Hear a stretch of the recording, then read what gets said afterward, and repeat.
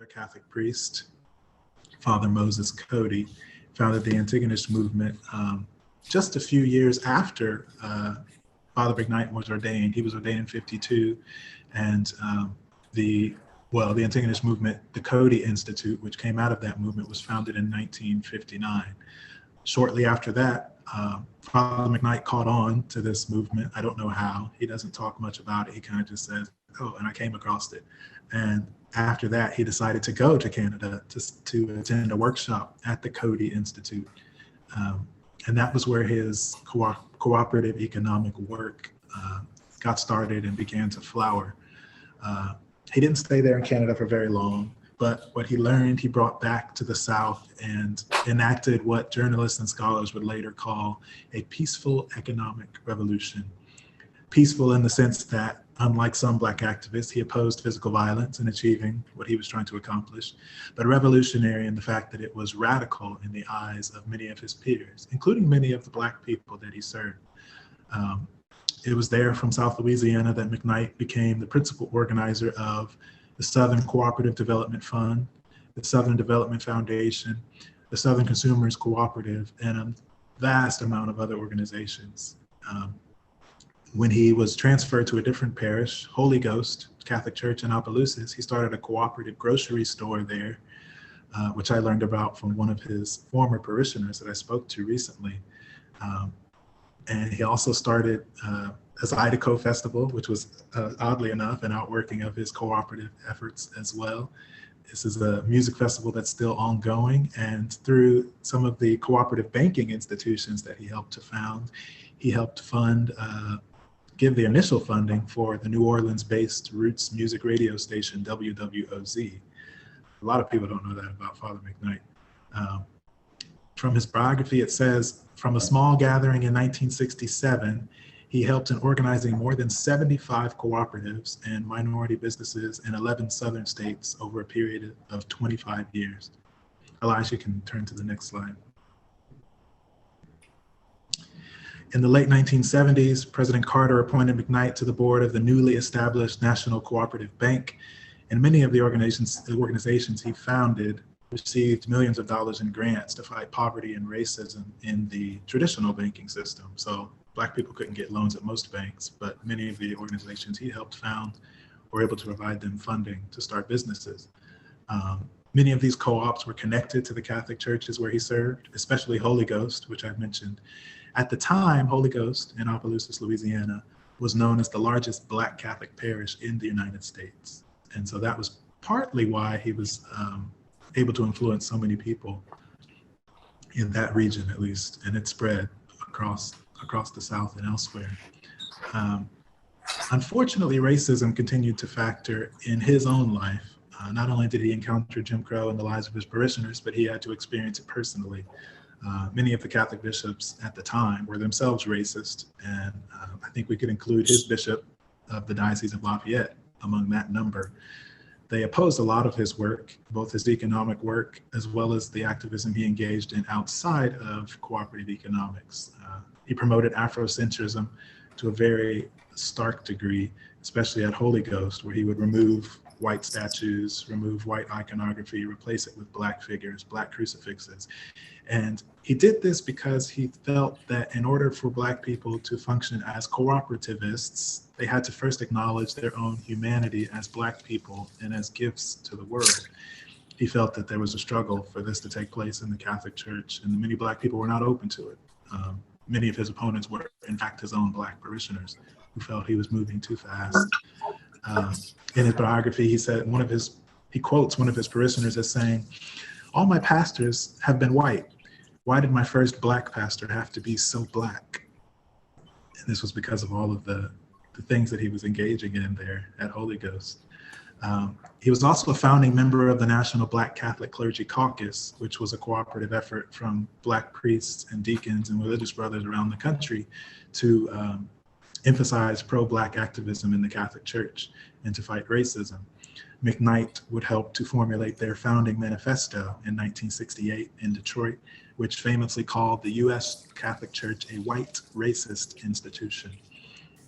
McKnight remained a member of the NBCCC throughout his life and later served as executive director. And today, the organization annually awards the Father Albert McKnight Award to an exemplary African-American clergy or religious brother.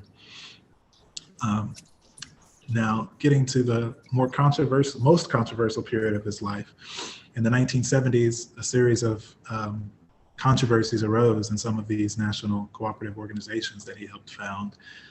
He had a falling out with one of his good friends, Ronnie Mason Jr., who would go on to become a major figure, Black figure in higher education. The Southern Cooperative Development Fund splintered due to funding disputes on what to do with these millions of dollars that they were receiving. And these controversies altogether led McKnight to lead cooperative economic activity for a number of years. The white opposition to all of his work, not just his cooperative economic work, became so strong that demands were submitted to the bishop, Gerard Louis Frey, to have him removed from the Diocese of Lafayette.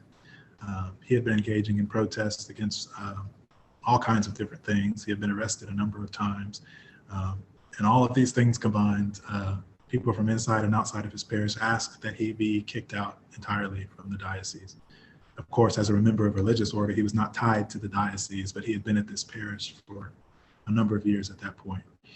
McKnight would say he considered leaving the priesthood altogether because of this opposition, but he decided not to because he had support from his Puritan superiors.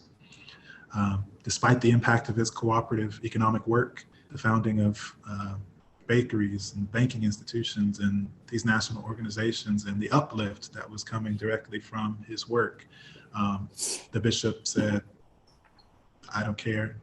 He was prepared to kick him out. His religious order said, basically gave the bishop an ultimatum. You either keep him at Holy Ghost or our religious order will leave the diocese entirely. Frey, the bishop, did not budge. He kicked McKnight out of Holy Ghost in 1988, and the Puritans have not served in the diocese since. Now here I want to note Father McKnight's spirituality because given this fact that he was booted from his diocese because of the work he was engaging in, one might be led to believe that he allowed his activism to overshadow his duties as a Catholic priest and as a spiritual leader. That is very much not the case. It did not impair his work. And you could say that he lived in very many ways what the Catholic Church calls the spiritual works of mercy, which include, among others, instructing the ignorant, counseling the doubtful, admonishing sinners, bearing patiently those who wrong us, forgiving offenses, comforting the afflicted, and praying for the living and dead. Even with his interactions with his own bishop, I think you could say that he lived out these works. On the topic of prayer specifically, I would argue, and I'm sure many would, that Father McKnight was a mystic. Elias, you can change the slide again. I would regard him as something of a mystic. It was remarkable for me to hear interviews from his later years and to speak with people that knew him because of all of the common themes that they would say, that he was always talking to them about prayer, specifically about silent prayer. Now, his religious order is not cloistered. They're not monks. They're not even friars. They are missionary priests. But he lived this sort of monkish spirituality, and it somehow melded with his cooperative influences, I would say, because he told his people, told all of his friends, his parishioners, people all around the country, you must engage in silent prayer every day, communally, collectively, and I would say cooperatively. He felt that this was essential. He was quoted as saying in an interview, if we would reach the point that we had 10,000 African Americans practicing at least 1 hour of silent prayer without words, a thought a day, that would be able to change the world. Another time he said, there is no optimal psychology of Afrocentric thinking without the practice of silence. After he left parish life, he never really returned after he got kicked out of the diocese. He said, I decided parishes are composed of many people who consume your energy and time, but have no interest in doing the inner work necessary to grow spiritually. I think that was as much a comment on his economic work as it was on his role as a pastor. To top it all off, as far as his monkish tendencies went, he committed to never shaving his beard until he received justice from the Diocese of Lafayette.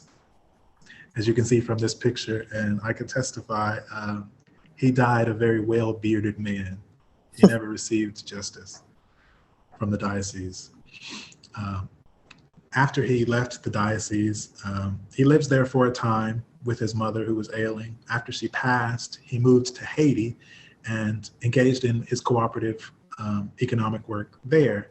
So he became an international figure in the movement at that point. And there in Haiti, he helped to found Fondois University. That's what it's called today.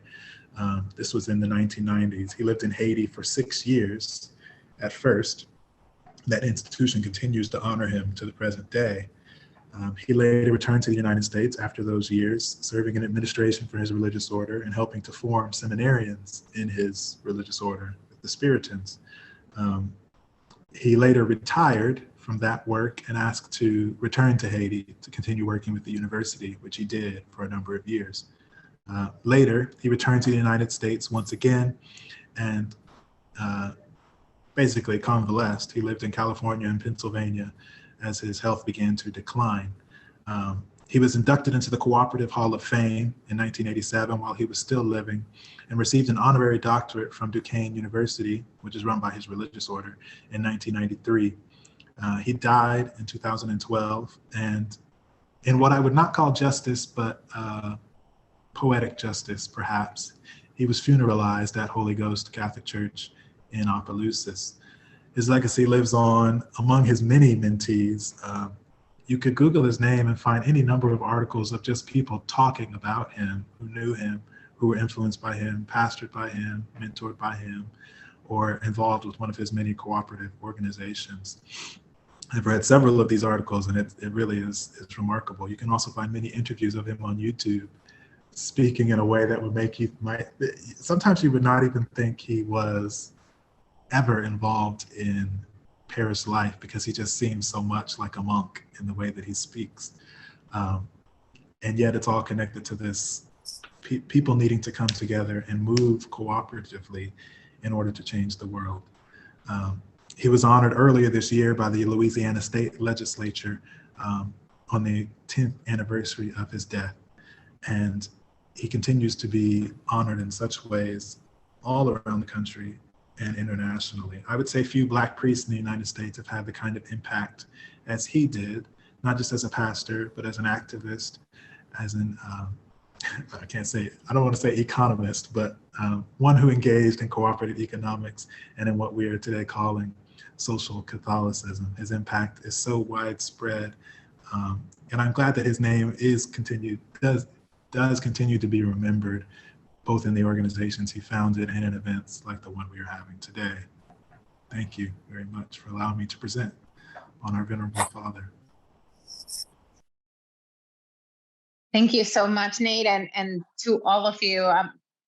Folks are posting thanks and comments, but I just want to collectively thank you. I personally, embarrassed about how little. I mean, I guess because of my training, I knew more about Arizmendi and his work than Pira or McKnight, which is unfortunate. And I think that notion of highlighting for folks the not so saintly possibilities that exist and have existed in modern Catholic social tradition goes a long way, because the moment that people who, when I teach Catholic social teaching, in many ways, students views many of its principles as as a call for sainthood, as a call for what's called supererogation, moral heroes, right? These are the Romeros, these are the Dorothy Days, these are people that whose example I'm not going to be able to follow in this world, because I don't have those moral qualities that these moral heroes have. And I'm not saying that the three people we are examining today don't have that. However, it makes it a lot more accessible to see building transformative institutions, transformative structures as a much more accessible and possible, and certainly within the realm and the menu of Catholic life and Christian life, and which then normalizes it. It normalizes thinking about cooperative enterprises. It normalizes thinking about harm reduction in banking.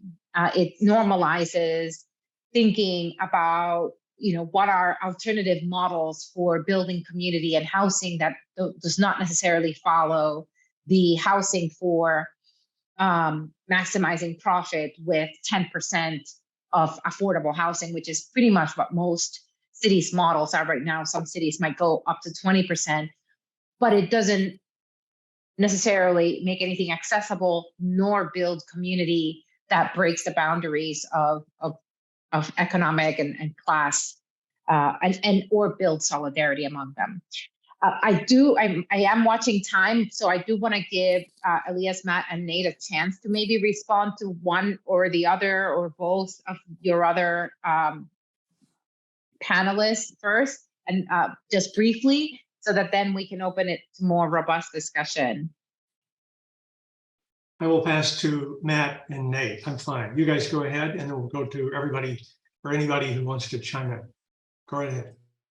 Well, I did want to say something in response to MT's framing from the beginning about a vision that's a response to conflict or a response to harm versus one that starts with a vision of the common good. Is that kind of how you framed it?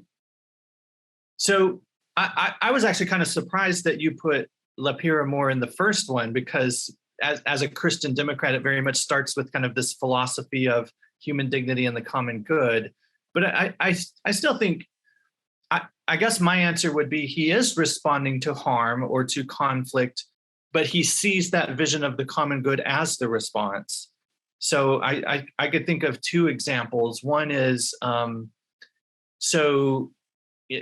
is just the anti-fascism, and then the rebuilding after the war. Like, there has been this harm, not just the physical harm of the destruction of housing and infrastructure, but just the psychic harm. And so yeah, I do see and there's that kind of unique historical moment where it kind of feels like they have a clean slate and they can, build a new society.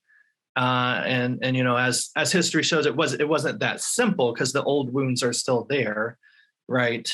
But a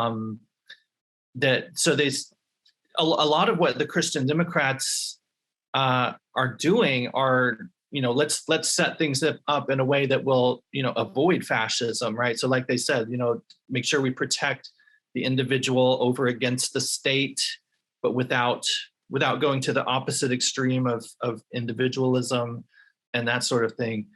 And then I think your point also applies in his work for peace. And something that came to my mind is earlier, before we started, I was commenting that, he showed a friendliness towards leaders in the Eastern Bloc that disturbed leaders in the United States.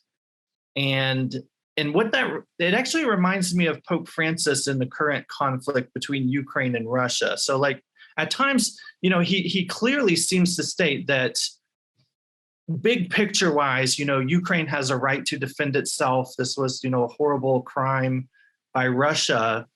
But Pope Francis also frames his comments as sometimes, trying to see things from the Russians' point of view too, and I think it comes from, I know this is a weird point of view to bring in, but something that Immanuel Kant says is that even when you're waging war, you need to do it in a way that's going to make it easier to have peace, right? And so I think that's what Pope Francis is trying to do, and I think that's kind of how Pira was looking at it too, is that not denying the conflict and the causes of the conflict, but recognizing the humanity of everyone involved and realizing that if there's going to be peace, there has to be that recognition of their humanity. And so that sometimes from the perspective of one side looks like you're being too nice to the other side, or you're giving too much to them.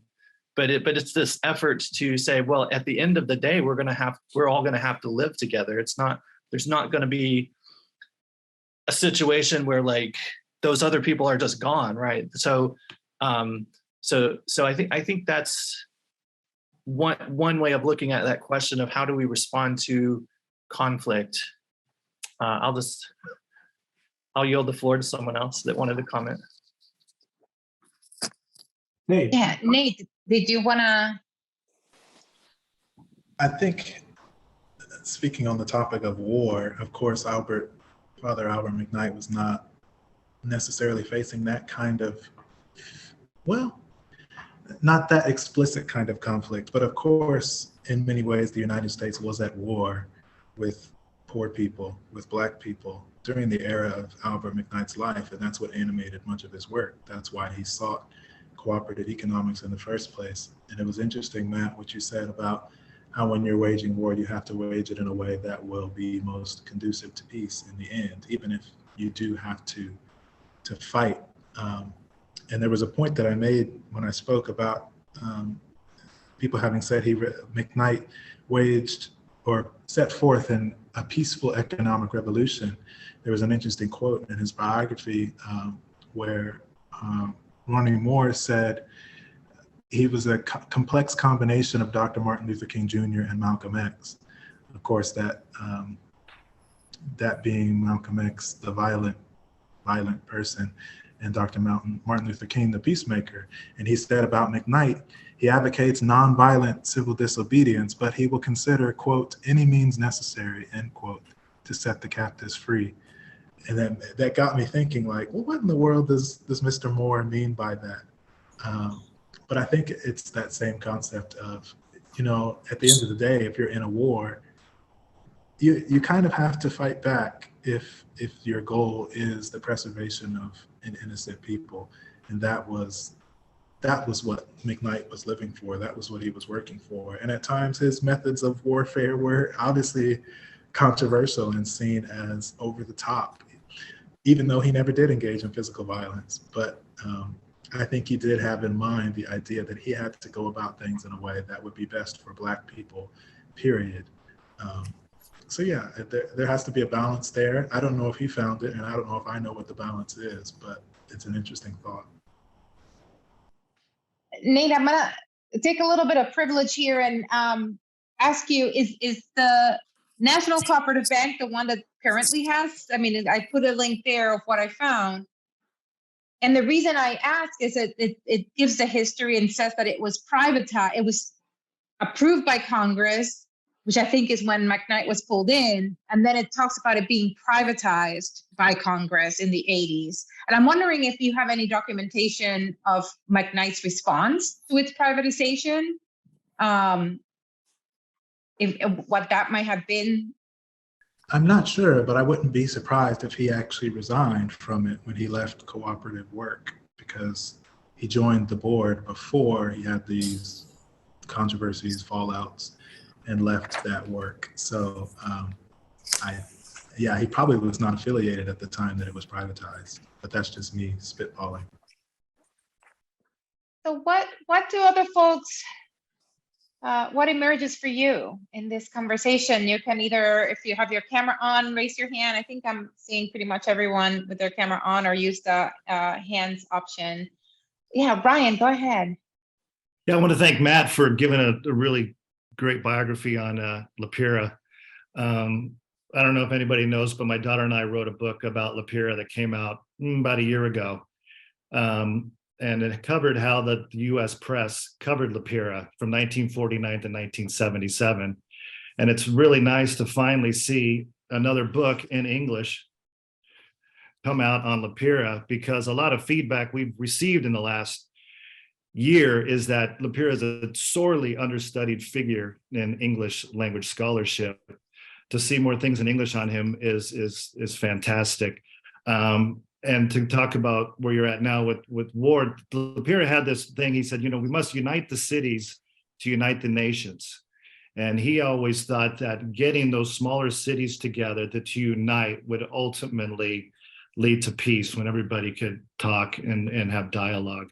So I just wanted to say thanks, Matt and Elias, for inviting me to this, wonderful event. And hopefully we can keep the Pira's word, thought, action, his legacy going. Well, and that's a good point about the cities, because I got the sense that he's really speaking of that in a Cold War context, where like the nuclear weapons of both sides are aimed at cities. Right. Yeah. So it was really this protest against that situation that he's coming from, is that cities need to come together and promote peace, right? Because they're going to be they're the victims, right? These centers of population that the weapons are aimed at. So as we also see with Ukraine in a non-nuclear conflict. So. Yeah. And he was he was he was one of the rare politicians at the time to keep communism at bay in northern Italy. After World War II, a lot of people were going to communism, and there was a fear that it was going to take over Italy. And Pira was one of the few people to stop that from happening, because he listened to everybody. He talked to everybody. And, I think that's why the U.S. really covered him for that extent until 1977. And it's a shame that they didn't cover him after that, after his death. But hopefully we can change that. I have a comment. This is Mac Johnson. I'm in Cincinnati, Ohio. And I'll just put something in the chat about solidarity circles. A lot of this work that we're describing is local, inherently local, and that this reflection enriches that at the local level. If we can integrate it, which is the observe, judge, act methodology of Catholic action that Arizmendi was very explicit about. And he was very local and very economic oriented. And he said, why would you do anything else? Or Elias, you have to come up with that quote. There's a good Arizmendi quote about that. And the Solidarity Circles program of the Wendell Cook Program in Religion and Justice at Vanderbilt Divinity School is convening for specific local projects peer network. And it's the kind of thing we need to do here in Cincinnati for a specific local project. But we also need this network of reflection to do the observe, judge, act. We have to judge, in the context that we're thinking about today, popularize the adult education content that we're doing. And I just want to suggest that in trying to organize a circle here in Cincinnati for energy equity, poor people pay a lot of money for energy, and cooperatively organizing in response to that would be a project. Well, we need to know about some of the things we're talking about today. It's an integration of action and reflection that I'm suggesting, and I'm really grateful for this group and for Ownership Matters work. And I just want to agitate us to connect and act on local projects. Thank you.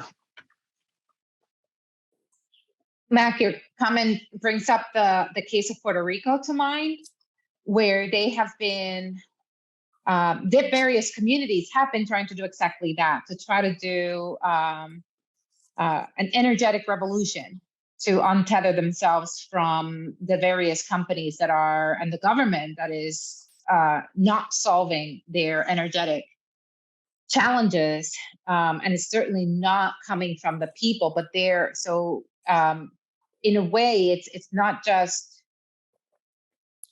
breaking through any sort of isolation that towns and cities feel from each other, but also that there is an active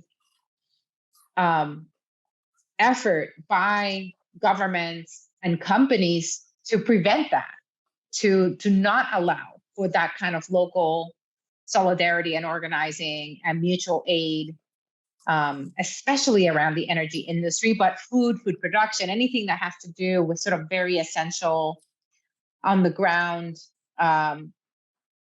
livelihood and quality of living and quality of life issues, but also addressing challenges in terms of environmental challenges and climate change. So, and I think Puerto Rico is a good example of precisely the need for that, and where some groups are doing that quite effectively, and in other places they have tried to do it, and the government has just really squashed down and come down and said, no, these private companies have contracts with us, and in order for us as a government to honor those contracts with private companies, you cannot do the kind of organizing that you're proposing that you're going to be doing. So really kind of twisted set of dynamics there.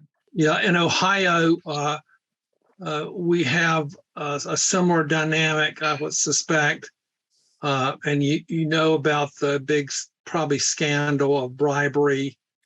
The head of the Ohio Senate is, he's no longer head of the Ohio Senate because he took $60 million from private interest to subsidize a nuclear plant and so on.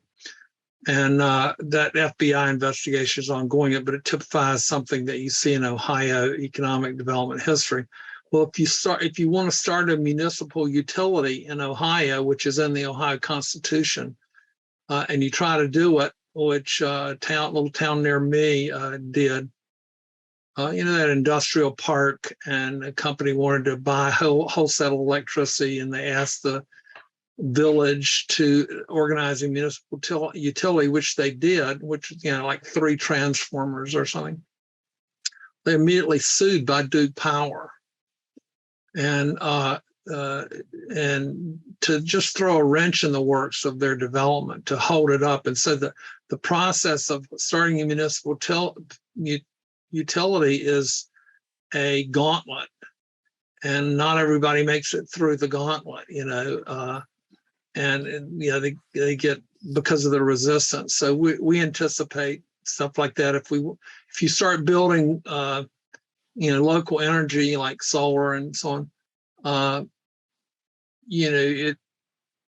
particularly if you want to have an energy equity, cooperative kind of project, a municipal utility or a hybrid cooperative kind of thing is a very attractive, but there's some other people that are not going to like it. I just wanted to throw out, I want to share a little bit of what I would say is kind of good news as we think about how far we are from the world that these 3 figures are in, partly in a good way, but at the same time, it seems as though we don't have very many options at the moment.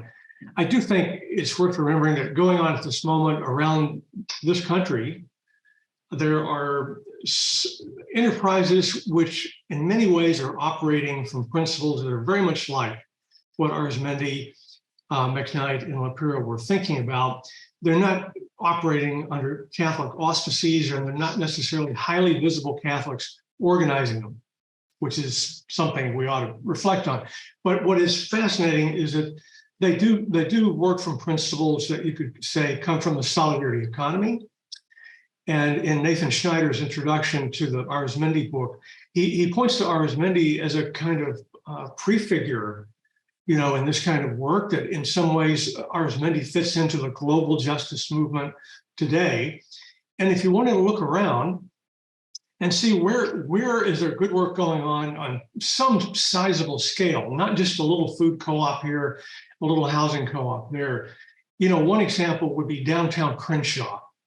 Downtown Crenshaw is a project to own 40 acres of prime real estate in the middle of Los Angeles, owned by the neighborhood, really, meaning the Black historic neighborhood that's always been there. There's a gigantic legal battle going on, but what it represents is the largest Black-led commercial real estate development in American history. So that's going on at the moment. It's been going on for the last couple of years, actually, but it's really an amazing project. There are things like the Bronx Cooperative Development Initiative, which is a borough-wide effort at creating a kind of a Mondragon-like structure with all kinds of different programs going on. In rural North Carolina, there's a very Mondragon-like project going on called the Industrial Commons. And a large part of it is women-led. And there also are, Guatemalan women who are involved in many of the cooperative businesses there. And it's a very holistic approach to not just a few co-ops, but really the regional ecosystem, the ecosystem there around textile manufacturing. It is a large and fascinating project. And this one, by the way, is driven very specifically by Catholic social principles in the original formation. So there's a lot of great work going on that isn't very visible, not on the news, and yet it's remarkable how far figures like this have trickled through and influenced the thinking of people doing this kind of work. And while they might not even be Catholics at all at the moment, if you ask them about what is animating this work, what you're going to hear is a lot like what we just heard for the last hour in certain ways. So that is heartening. A final thought maybe from our friend Edgar Cologne, whom I see in the audience. Can I call on you, brother? What do you make of all this? You can call on me, brother. Good. I've been thinking a lot about this question. First of all, thank you for the presentations. Thank you, MT, Matthew, Nate. Nate, God bless your vocation. So good to see people that are seminarians, and looking forward to your continuing ministry. You're already ministering. And one of the things that is really been thinking about in these times, right, in the signs of the times, has been this question of how do we do collective democratic discernment that is both political and spiritual. So many times in our society we split those things, right? And although I'm trained in the Ignatian tradition, I think there's always the question of what's the, there's the social scientist in me, I'm an anthropologist, is, well, what's the material basis for this, right?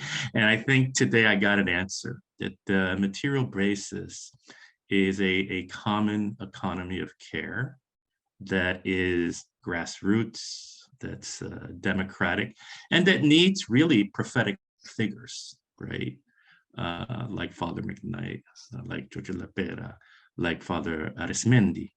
And I think that this has been very helpful for me in terms of my work here in Los Angeles. And of course, the work I do, which is called the People's CDC. We're trying to give people accurate information, and nobody owns us.